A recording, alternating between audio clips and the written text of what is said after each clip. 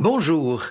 Il nous est rapporté, au début du livre des Actes des Apôtres, que les chrétiens, dès les débuts de l'Église, se retrouvaient, je cite, pour écouter l'enseignement que donnaient les apôtres, pour vivre dans la communion fraternelle, pour prendre part au repas commun et pour participer aux prières. Telles étaient donc les 4 marques distinctives, si je puis dire, de l'Église naissante, de sa vie communautaire. Et, si je lis plus loin, résultat, nous est-il dit, le Seigneur ajoutait chaque jour à leur groupe ceux qui l'amenaient au salut. Bref, les chrétiens étaient de plus en plus nombreux. Mais cela dit, ça signifie quoi, vivre dans la communion fraternelle? On le sait, l'enseignement biblique, la Sainte Seine ou l'Eucharistie et la prière occupent une grande place dans l'histoire et dans la vie de l'Église. Mais ce que notre texte des Actes désigne comme la communion fraternelle est bien trop souvent le parent pauvre de notre vie communautaire. On se contente souvent de venir consommer une célébration et de repartir chez soi sans plus attendre.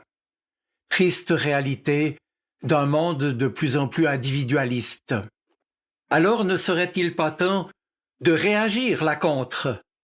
Ne serait-ce pas là, par ailleurs, une des causes du manque d'impact des églises actuelles et puis aussi la raison de la tiédeur de beaucoup de chrétiens? Le manque de communion fraternelle.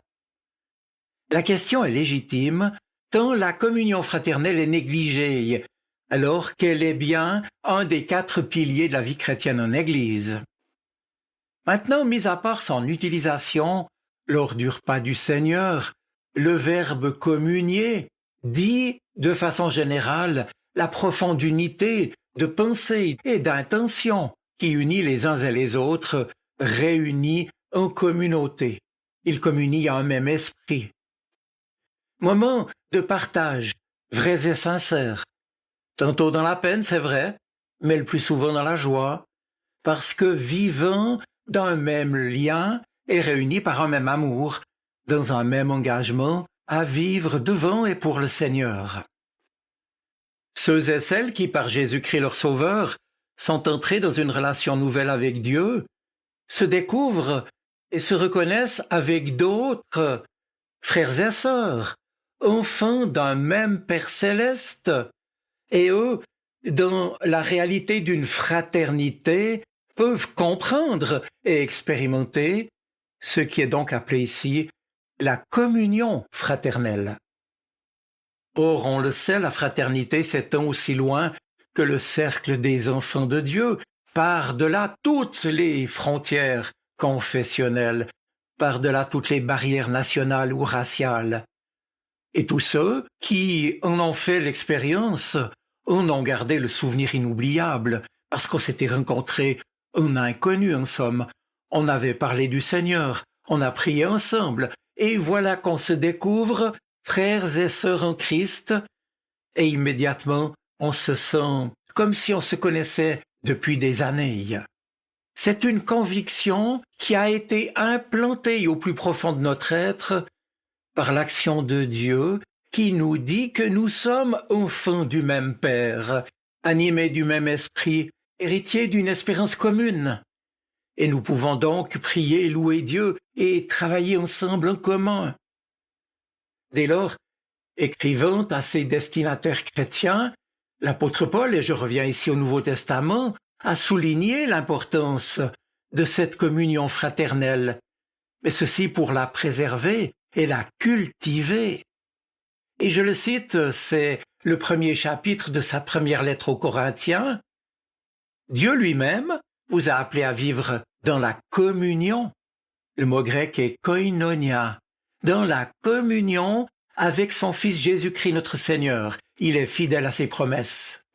Alors Paul poursuit en disant les implications de cette communion fraternelle. Frères et sœurs, je vous en supplie, au nom de notre Seigneur Jésus-Christ, mettez-vous d'accord, qu'il n'y ait pas de division parmi vous, soyez parfaitement unis en ayant la même façon de penser, les mêmes convictions. Les apôtres savaient que la communion des communautés chrétiennes devait nécessairement se traduire par d'étroites relations humaines et par une solidarité concrète, fraternelle précisément, qui allait bien au-delà de tous les clivages sociaux convenus. Ainsi, dit le texte des Actes, tous ceux qui avaient cru, chaque jour avec persévérance, ils étaient au temple d'un commun accord, ils rompaient le pain dans les maisons, sans doute s'invitaient-ils réciproquement, et prenaient leur nourriture avec joie et simplicité de cœur. Eh bien, on peut en conclure que cette communion n'avait rien de figé ni d'artificiel et que cette unité vraie, intense entre chrétiens exerçait une puissance d'attraction égale, sinon supérieure, à celle de l'enseignement des apôtres. Et le livre des Actes nous dit qu'ils louaient Dieu et trouvaient grâce auprès de tous. Et le Seigneur ajoutait chaque jour à la communauté ceux qui étaient sauvés. Mes amis, on peut en conclure aussi que cela résultait assurément de la force de persuasion du témoignage d'amour mutuel de toute la communauté.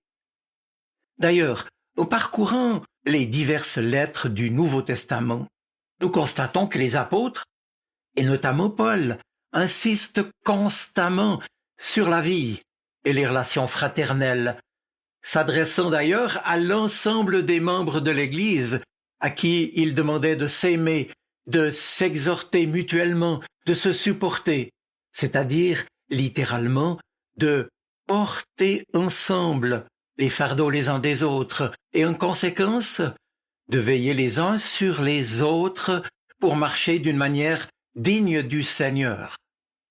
Et ce sont donc justement ces relations nouvelles que les non-chrétiens voyaient dans les communautés chrétiennes, souvent pourtant méprisées et calomniées, qui les attiraient à l'Église. Et l'on disait de ces chrétiens, voyez comme ils s'aiment. Ça faisait envie. Aujourd'hui, nos contemporains ne recherchent ni une religion, ni une philosophie ou une quelconque idéologie, aussi séduisante soit-elle, mais la démonstration vécue et vraie de vie transformée. Un lieu accueillant où l'on peut expérimenter la nouveauté de vie et la nouveauté de relations humaines fraternelles que nous offre Jésus-Christ. Mais encore faut-il que les chrétiens puissent s'engager à les vivre au quotidien et de façon concrète, et nous sommes tous concernés, car trop souvent, hélas, le caractère figé et conventionnel des relations entre membres d'Église n'a rien d'édifiant ni d'attirant. Et sous prétexte de respect de l'autre, on laisse trop souvent le frère ou la sœur subir seul l'assaut de la tentation ou se dépêtrer avec ses problèmes. Et l'on s'étonne parfois que l'un ou l'autre soit retombé dans le monde, comme le dit la lettre aux Hébreux. Mais cette personne a-t-elle été entourée, encouragée et soutenue chaque jour, portée dans la prière, soutenue et même protégée par les frères et sœurs? Oui, il est certain que nos contemporains aspirent à trouver des lieux vrais où les liens humains sont solides et profonds. Or, malheureusement, aujourd'hui, plus l'organisation et les structures sociales se perfectionnent, et plus l'homme se sent de plus en plus seul. De plus en plus souvent chacun, ou même chaque famille, vit pour soi, connaissant à peine le nom du voisin, et même au sein de la famille, chaque membre poursuit sa vie et ses activités propres. Mes amis, nos communautés chrétiennes peuvent et doivent sur ce plan apporter un témoignage unique et convaincant. Car si l'on y voit des personnes de tous âges et de toute provenance qui s'aiment réellement sans que leurs relations s'enlisent dans l'intérêt, dans la critique ou dans les conflits de personnes, alors nos contemporains écouteront sans doute plus attentivement ce que les chrétiens ont à leur partager. D'ailleurs, l'expérience prouve que la plupart des personnes de l'extérieur, ensuite intégrées à une église, ont d'abord été frappées et attirées par le climat authentique, affectif, sans jugement et chaleureux d'une communauté. Ainsi s'explique la croissance rapide de beaucoup de mouvements chrétiens, dont la vie communautaire reflète précisément cet amour dont l'homme moderne a soif.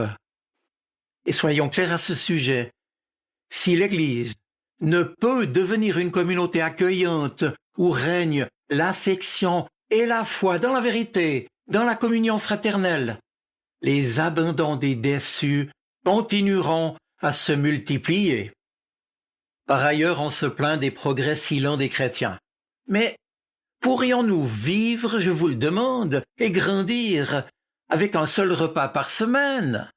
Non, bien sûr.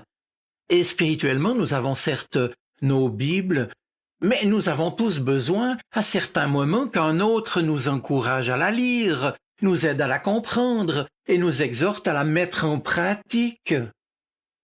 Pour nous fortifier, il nous faut de l'exercice. Nous devons travailler et prier, et puis témoigner avec les autres à l'œuvre de Dieu, c'est-à-dire à rayonner ensemble de son amour. Voilà, mes amis, là où Dieu nous a placés, et avec les moyens qui sont les nôtres, faisons ce qu'il faut pour redonner à la communion fraternelle la place que lui assigne le Nouveau Testament. C'est pour l'Église une question de vie ou de mort. Et si elle veut survivre, croître, gagner des hommes et des femmes à Christ et préparer les temps difficiles qui l'attendent assurément, il lui faut coûte que coûte construire et vivre et donner à expérimenter une communion fraternelle vivante et intense.